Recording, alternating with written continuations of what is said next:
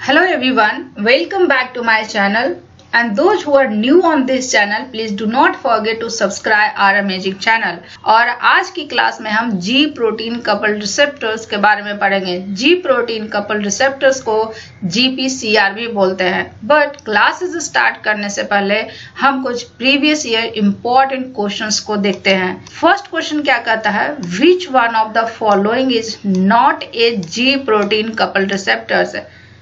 Epinephrine receptors, transferrin receptors, glucagon receptors, thyroid stimulating hormone receptors है। Means in चारों receptors में से वो कौन सा रिसेप्टर्स है जो जी प्रोटीन कपल रिसेप्टर नहीं है। सेकेंड क्वेश्चन क्या कहता है, in a signalling event binding of an extra cellular ligand activates G protein couple receptor GPCR that eventually activates phospholipase C beta. Which one of the following statements truly reflects the function of phospholipase C beta? ये question ये कहता है कि signalling event में जब GPCR से extra cellular ligand bind करती है तो GPCR एक्टिवेट हो जाता है और activated GPCR phospholipase C beta को एक्टिवेट करती है। तो एक्टिवेटेड फॉस्फोलाइपेज C बीटा का फंक्शन क्या है? फर्स्ट स्टेटमेंट क्या है, phospholipase C beta converts PI345P3 to PI45P2। Means क्या activated phospholipase C beta PI345P3 को PI45P2 में कन्वर्ट करता है। सेकेंड स्टेटमेंट क्या करता है, phospholipase C beta converts PI4P to PI45P2। Means activated phospholipase C beta PI45P को PI45P2 में कन्वर्ट करता है। थर्ड स्टेटमेंट कहता है phospholipase C beta converts PI45P2 to diacyl glycerol and IP3। क्या activated phospholipase C beta PI45P2 को diacyl glycerol and IP3 में convert करता है। चौथा स्टेटमेंट क्या कहता है, phospholipase C beta converts PI5P to PI45P2। क्या activated phospholipase C beta PI45P को PI45P2 में कन्वर्ट करता है। इन चारों स्टेटमेंट में से कौन सा ऐसा स्टेटमेंट है जो कि एक्टिवेटेड फॉस्फोलाइपेज C बीटा के फंक्शंस को ट्रूली रिफ्लेक्ट करता है? और इन दोनों क्वेश्चंस को काफी इजीली सॉल्व कर सकते हैं अगर इस क्लास को आप सिंसियरली अटेंड करें तो। सो स्टार्ट करते हैं जी प्रोटीन कपल रिसेप्टर्स। और GPCR डिफाइन होते हैं 3 इसेंशियल कंपोनेंट से। मींस GPCR में 3 इसेंशियल कंपोनेंट होते हैं। फर्स्ट कंपोनेंट क्या है, plasma membrane receptor with 7 transmembrane helical segments. Means first component जो GPCR का है वो प्लाज्मा मेम्ब्रेन रिसेप्टर्स है जिसमें 7 ट्रांस मेम्ब्रेन हेलिकल सेगमेंट्स होते हैं।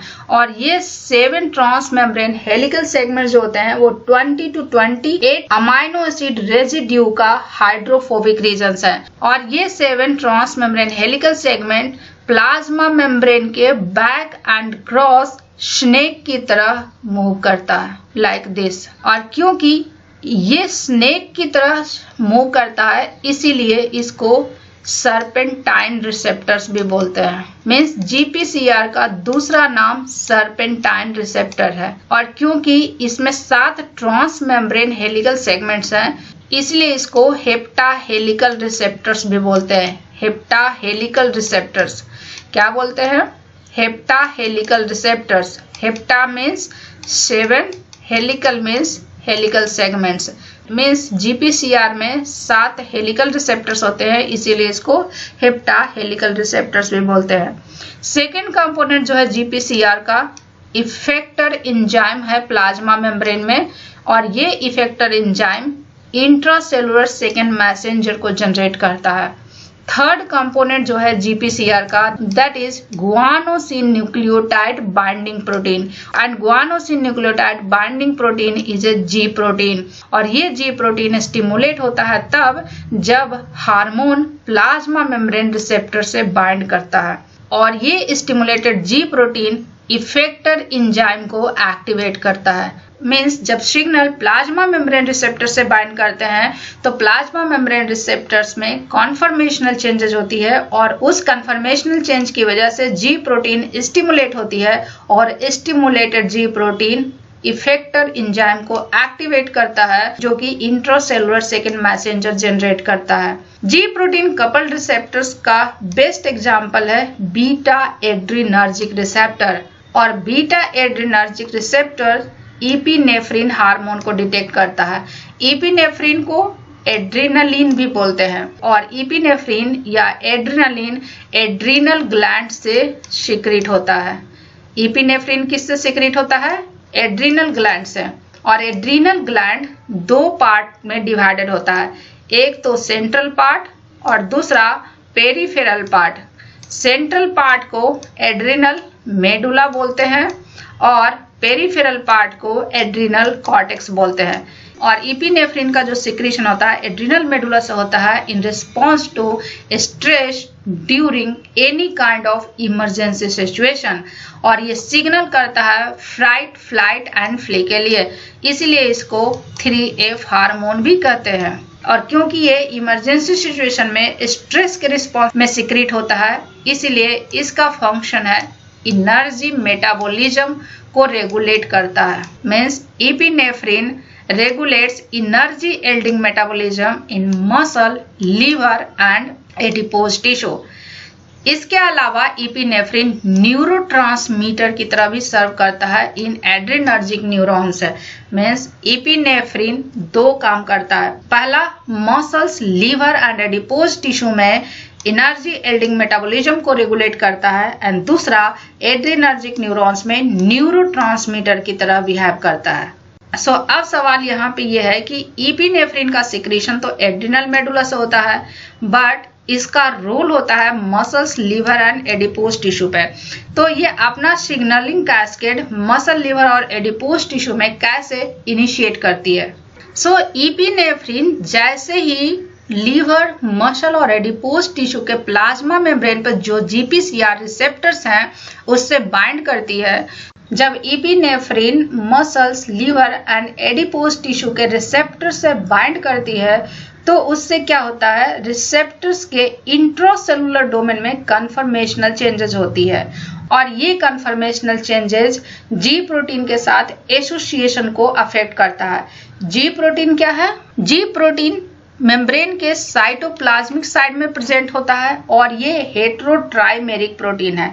मीन्स जीएस प्रोटीन 3 सब यूनिट से बने होते हैं, alpha, beta and gamma. GS के अल्फा सब यूनिट पे न्यूक्लियोटाइड बाइंडिंग साइट प्रेजेंट होते हैं, और इस न्यूक्लियोटाइड बाइंडिंग साइट पे दो तरह के न्यूक्लियोटाइड बाइंड होते हैं, या तो जीडीपी और जीटीपी।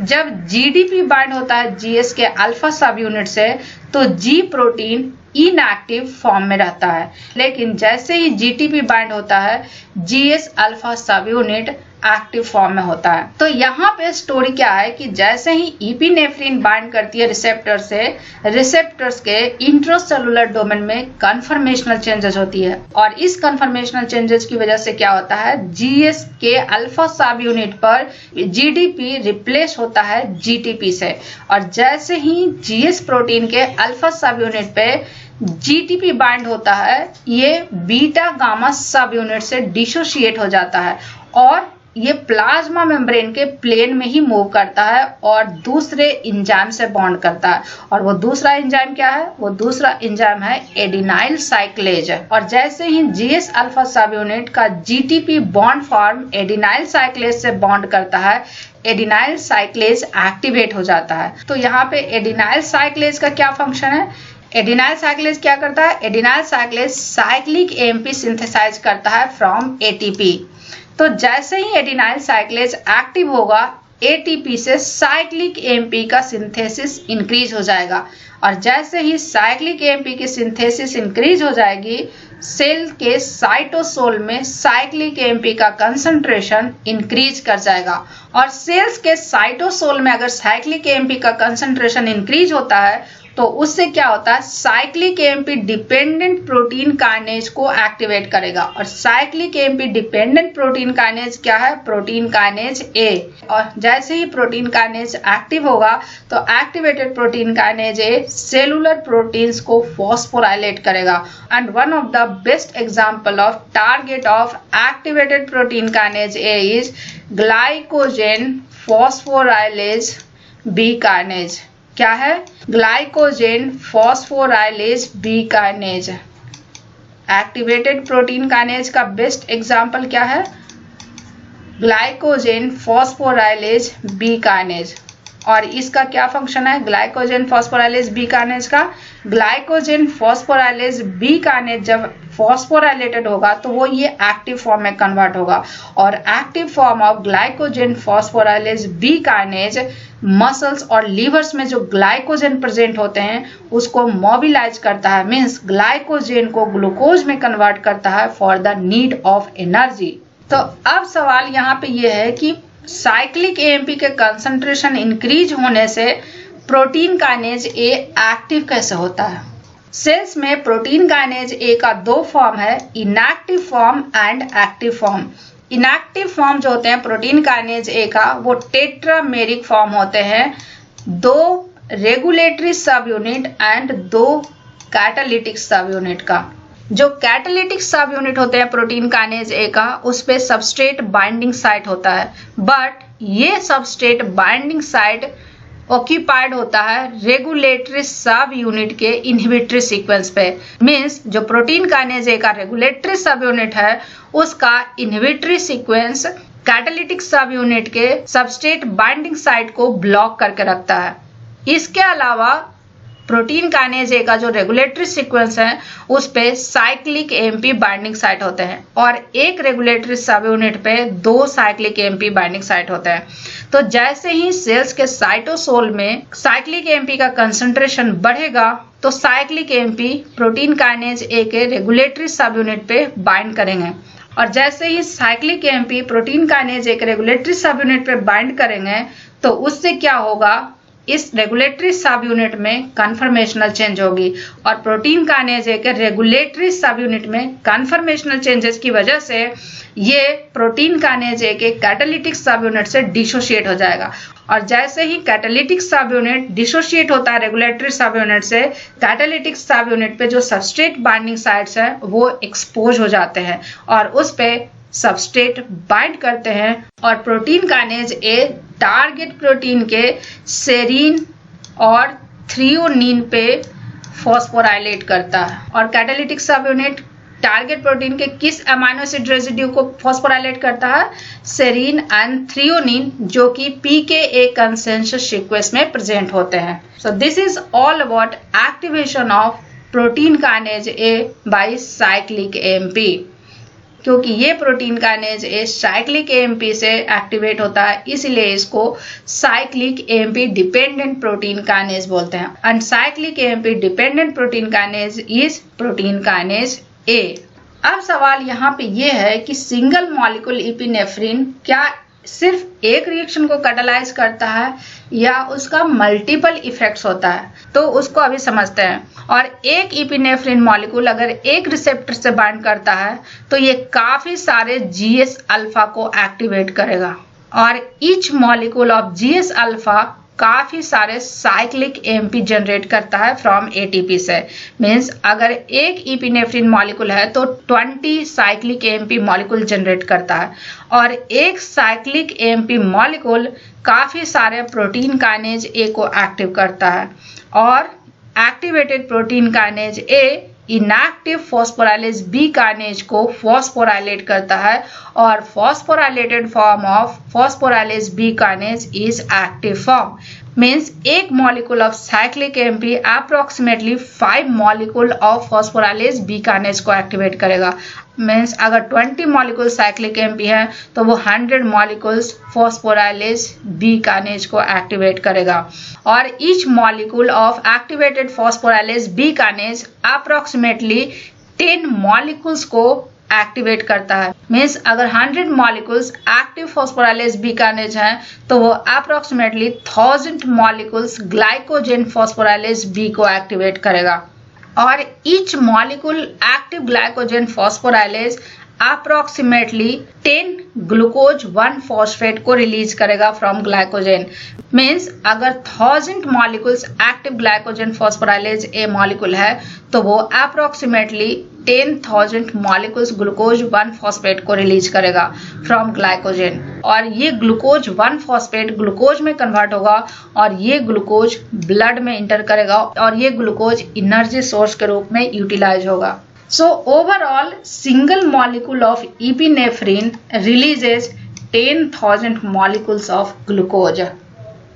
But अगर ये प्रोसेस कंटिन्यूअस चलेगा तो ब्लड में ग्लूकोज का कंसंट्रेशन काफी बढ़ जाएगा जो कि बॉडी के लिए काफी हार्मफुल होगा। सो इसीलिए सिग्नलिंग कैस्केड को टर्न ऑफ करना भी बहुत जरूरी है। सो सिग्नलिंग कैस्केड को टर्न ऑफ करने का क्या मैकेनिज्म है? किसी भी सिग्नलिंग कैस्केड को टर्न करने के काफी सारे तरीके होते हैं। फर्स्ट मैकेनिज्म क्या है कि ब्लड में इपिनेफ्रिन का कंसंट्रेशन इतना कम हो जाए कि वो केडी वैल्यू से नीचे आ जाए। उस कंडीशन में क्या होगा कि इपिनेफ्रिन ऑटोमेटिकली रिसेप्टर से डिसोशिएट हो जाएगा और जैसे ही इपिनेफ्रिन डिसोशिएट हो जाएगा रिसेप्टर से, signalling cascade automatically shut down हो जाएगी। दूसरा कंडीशन यह है कि ब्लड में कंटिन्यूअसली इपिनेफ्रिन का सिग्नल प्रेजेंट है तो उस कंडीशन में भी सिग्नलिंग कैस्केड टर्न ऑफ होती है और उसके लिए बहुत ही प्रिसाइज मैकेनिज्म है। और जब इपिनेफ्रिन ब्लड में कंटिन्यूअस प्रेजेंट हो गई तो उस कंडीशन में क्या होगा, रिसेप्टर्स इनसेंसिटिव हो जाएगा इपिनेफ्रिन के लिए और उस प्रोसेस को डिसेंसिटाइजेशन कहते हैं। और डिसेंसिटाइजेशन का जो प्रोसेस है वो 2 प्रोटीन से मेडिएट होता है। पहला बीटा एड्रिनर्जिक प्रोटीन काइनेज जिसको बीटा ARK भी बोलते हैं और दूसरा बीटा एरेस्टिन प्रोटीन जिसको एरेस्टिन 2 भी बोलते हैं। तो जब कंटिन्यूअस इपिनेफ्रिन का सिग्नल प्रेजेंट होगा ब्लड में तो ऑब्वियसली इपिनेफ्रिन रिसेप्टर से बाइंड करेगा और इपिनेफ्रिन रिसेप्टर से बाइंड करेगा तो उससे क्या होगा, GS alpha subunit G beta gamma subunit से डिसोशिएट हो जाएगा और ये G beta gamma specific role play करता है।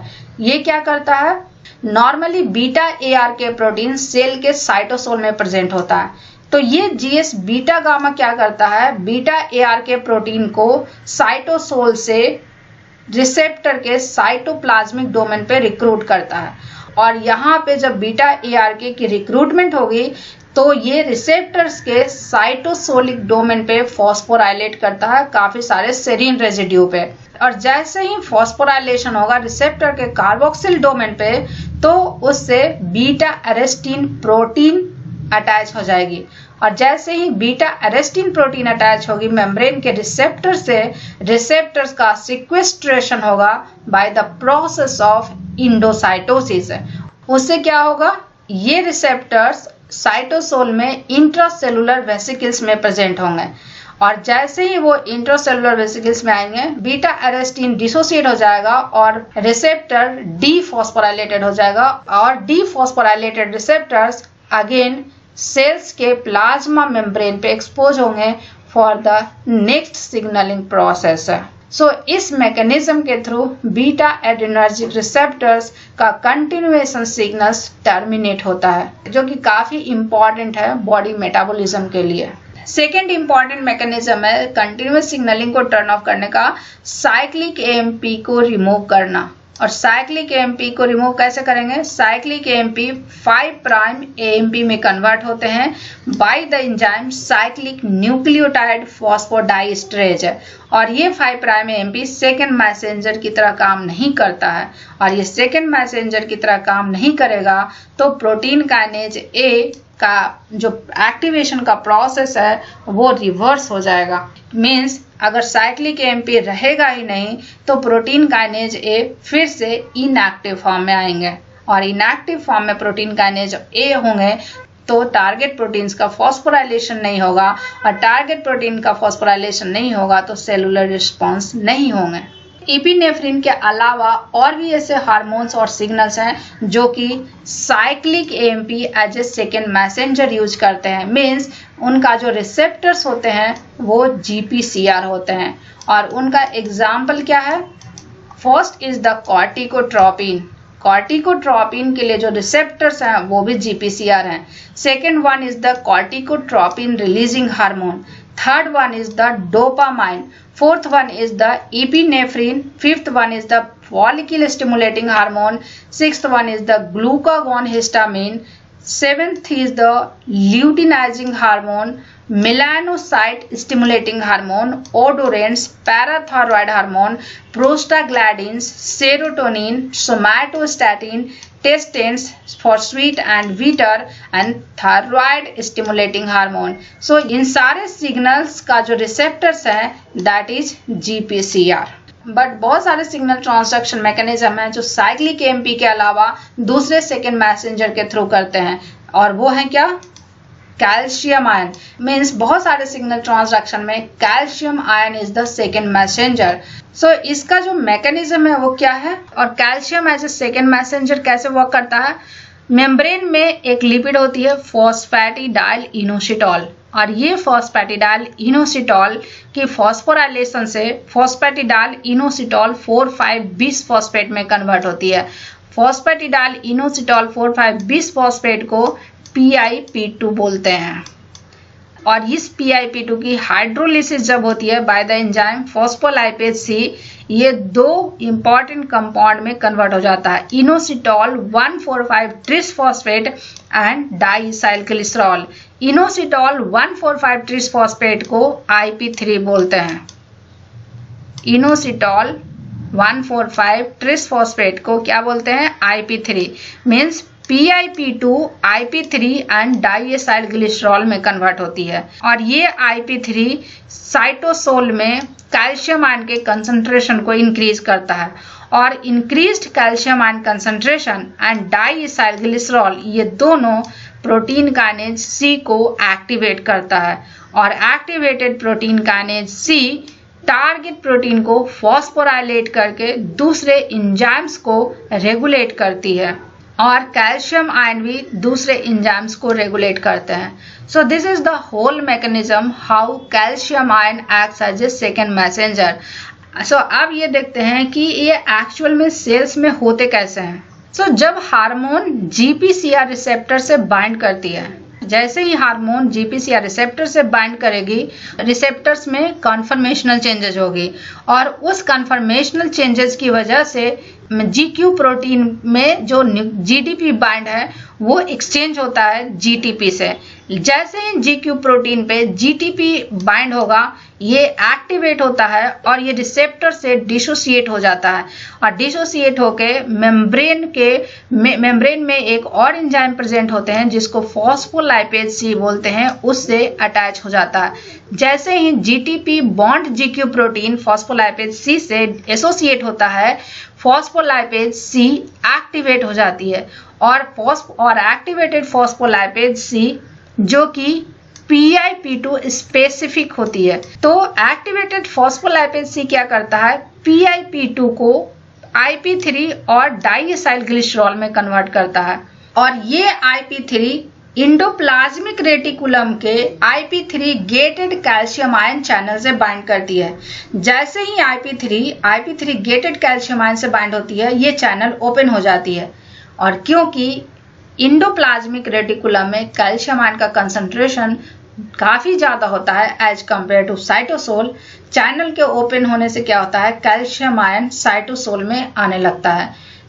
और कैल्शियम आयन जब साइटोसोल में आता है तो साइटोसोल में कैल्शियम आयन का कंसंट्रेशन काफ़ी बढ़ जाता है और increased concentration of calcium ion and diacylglycerol ये दोनों प्रोटीन काइनेज को एक्टिवेट करते हैं और ये एक्टिवेटेड प्रोटीन काइनेज क्या करता है? सेलुलर प्रोटीन्स को फॉस्फोराइलेट करते हैं और काफ़ी सारे सेलुलर रिस्पॉन्स को रेगुलेट करते हैं और ये protein kinase C cellular proteins के 2 अमाइनो एसिड रेजिड्यू को फॉस्फोराइलेट करते हैं और वो 2 अमाइनो एसिड रेजिड्यू क्या है? सेरीन है एंड थ्रियोनिन है जो कि PKC कंसेंसस सीक्वेंस में प्रेजेंट होते हैं।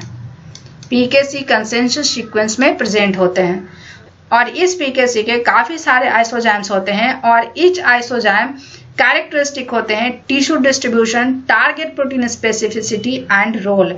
और इन PKC का जो टारगेट प्रोटीन है वो साइटोस्केलेटल प्रोटीन है। कौन सा है? Cytoskeletal protein. सेकंड क्या है? एंजाइम्स हैं एंड थर्ड वंस जो है वो न्यूक्लियर प्रोटीन्स हैं जो कि जीन एक्सप्रेशन को रेगुलेट करते हैं। सो ओवरऑल अगर PKC का फंक्शन देंगे तो PKC का जो फंक्शन है वो काफी डाइवर्स है। मीन्स ये साइटोस्केलेटल के फंक्शन को भी अफेक्ट करता है, न्यूरोनल एंड इम्यून फंक्शन को भी रेगुलेट करता है और सेल डिवीजन को भी रेगुलेट करता है। और वो सिग्नल्स जो फॉस्फोलाइपेज C और IP3 के थ्रू एक्ट करता है ये सारे हैं।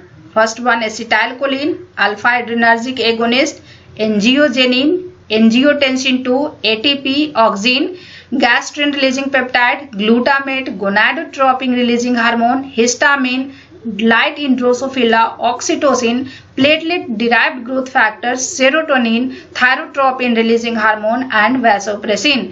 मीन्स ये सारे सिग्नल्स के जो रिसेप्टर्स हैं वो भी GPCR हैं। सो अब आते हैं क्वेश्चन पे। फर्स्ट क्वेश्चन क्या था? Which one of the following is not a G protein couple receptors. So अभी हमने पढ़ा epinephrine is a G protein couple receptors, glucagon is also G protein coupled receptors, thyroid stimulating hormone is also G protein coupled receptors, but transferrin receptors जो होते हैं वो G protein coupled receptors नहीं होते हैं क्योंकि transferrin receptors एक carrier protein है जो कि ट्रांसफेरिन को ट्रांसपोर्ट करता है। सो इस क्वेश्चन का जो आंसर होगा वो ट्रांसफेरिन रिसेप्टर होगा जो कि GPCR नहीं है। सेकेंड क्वेश्चन क्या कहता है? In a signalling event binding of an extra cellular ligand activates G protein couple receptors that eventually activates phospholipase C beta, which of the following statements truly reflects the function of phospholipase C beta. Means जब extra cellular ligand GPCR से bind करती है तो GPCR phospholipase C beta को activate करती है और activated C beta क्या करता है? अभी हमने पढ़ा एक्टिवेटेड C बीटा PIP2 को IP3 एंड डाइएसाइल ग्लिसरॉल में कन्वर्ट करता है। क्या करता है? फॉस्फोलाइपेज C बीटा PIP2 को IP3 एंड डाइएसाइल ग्लिसरॉल में कन्वर्ट करता है और ये IP3 इंडोप्लाज्मिक रेटिकुलम के IP3 gated calcium ion channel से बाइंड करता है। जैसे ही IP3 gated ion calcium channel से बाइंड करता है तो कैल्शियम चैनल ओपन हो जाते हैं और इंडोप्लाज्मिक रेटिकुलम के कैल्शियम आयन्स साइटोसोल में आने लगते हैं, जिससे साइटोसोल का कैल्शियम आयन का कंसंट्रेशन बढ़ जाता है और cytosolic calcium ion and diacyl glycerol मिलकर प्रोटीन काइनेज C को एक्टिवेट करते हैं। So the function of activated phospholipase C beta is to convert PI45P2 to diacylglycerol and IP3. So this is all about G protein coupled receptors and इससे ज़्यादा question CSR में G protein coupled receptor से नहीं आएंगे।